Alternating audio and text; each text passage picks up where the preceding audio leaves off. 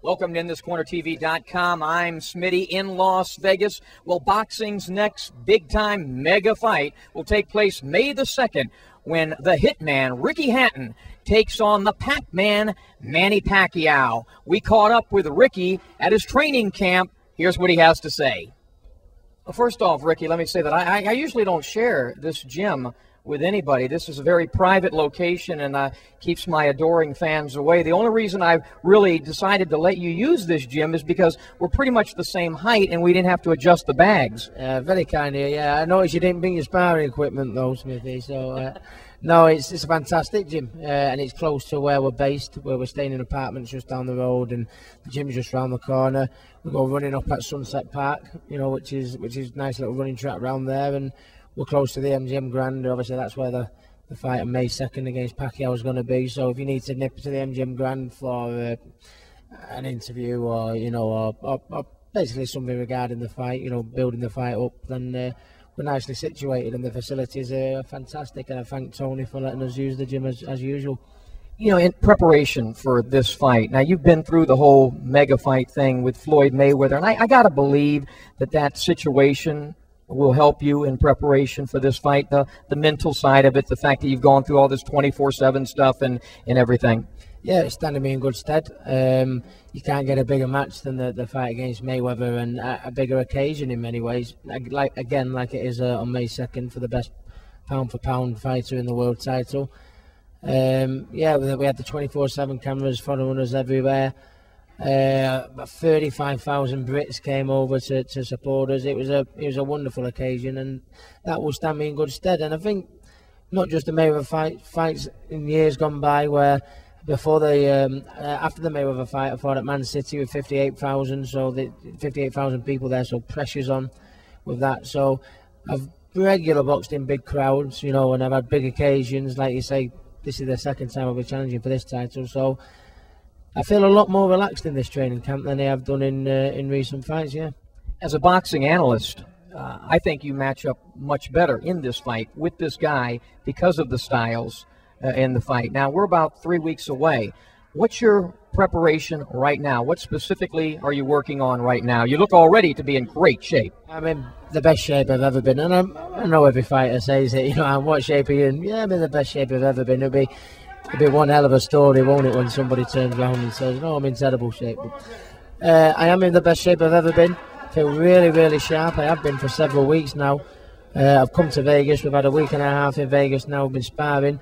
I've had about 5-6 different sparring partners. They've been jumping in for 2 rounds and then jumping out. Then someone else has been jumping in for another 2 rounds and they've been jumping out. And it's been really good, really competitive, really fast opponents, moving opponents. Also people that come and attack you like Pacquiao does. So this is the perfect stage I'm at the minute for the stage of the training camp. It couldn't be better, and it's at my beloved 10-stone division, which I've always swore that nobody would beat me at. He's never had pressure applied on him, the type of pressure that you can bring, and I think that's something that really works in your favor. Plus, physically, you're a stronger man than he is.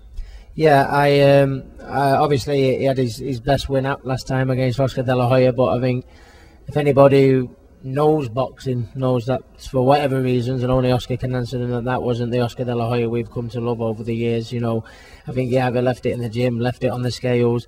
So bearing that in mind, I can comfortably say without a shadow of a doubt that I was the biggest, strongest, physically strong opponent he would have faced. And generally, you know, apart from the De La Hoya fight, he had one fight at 135, and the rest of that, his fights have been at about 130.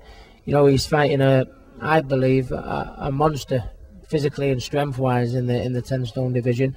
And along with my new training camp now, you saw a little glimpse of it in the Malignaggi fight, where my hand speed's improved, my timing's improved, my combination punches let my hands go. All things considered, we're very, very confident.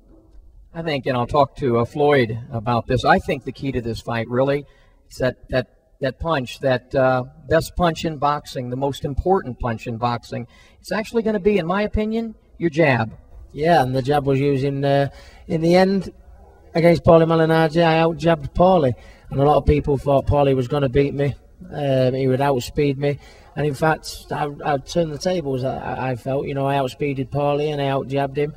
And with another training, that was with just 7 weeks with my new training camp. With another training camp under my belt, you can only begin to imagine how much quicker and how much I'm letting my hands go more now. So very, very confident. And to be honest, I think the last time Manny got beat was when somebody put the pressure on him. That was Eric Morales. And this pressure, and this Ricky Hatton pressure, he's got a bulldozer coming at him with ferocious, real intensity, hand speed, a better defence, a better left jab than he has shown in the past. And if they're watching tapes of the old Ricky Hatton, then that's good for me, because they're going to get a few shocks, not just from the size and power factor, I think from other areas as well.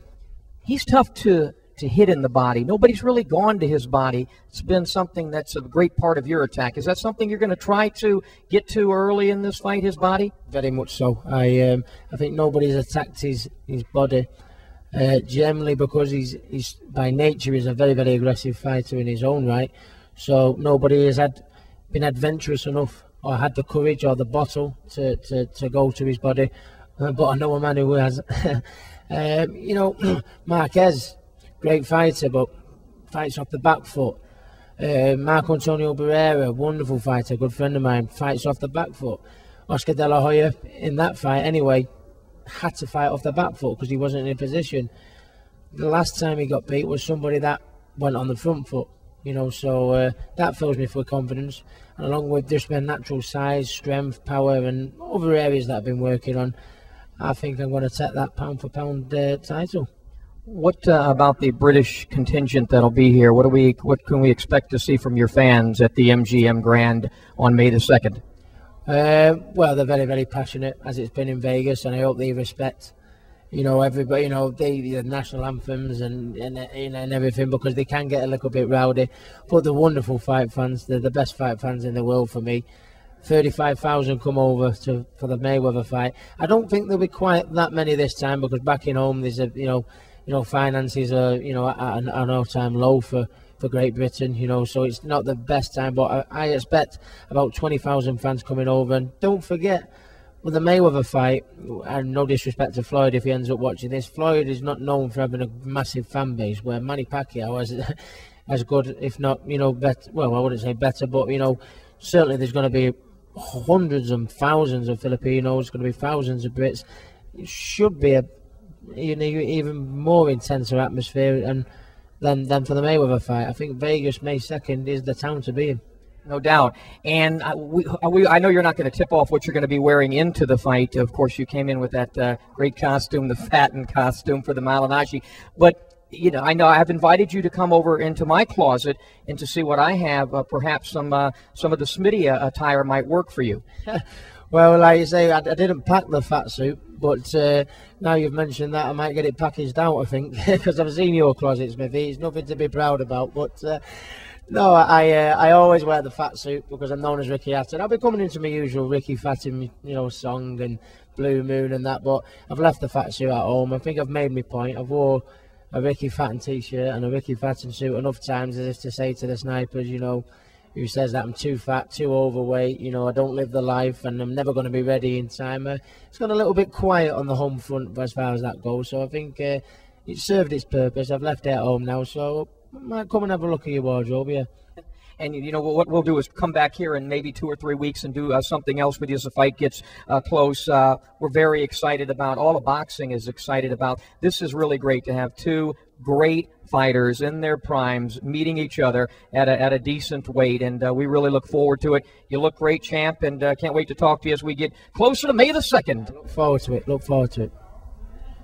It appears that the Hitman is already in great condition, mentally and physically. We'll have a lot more opportunity to catch up with Ricky as he gets closer to that big-time showdown with the Pac-Man, Manny Pacquiao. We'll also hear from Manny and, of course, Freddie Roach as we get closer to May the 2nd.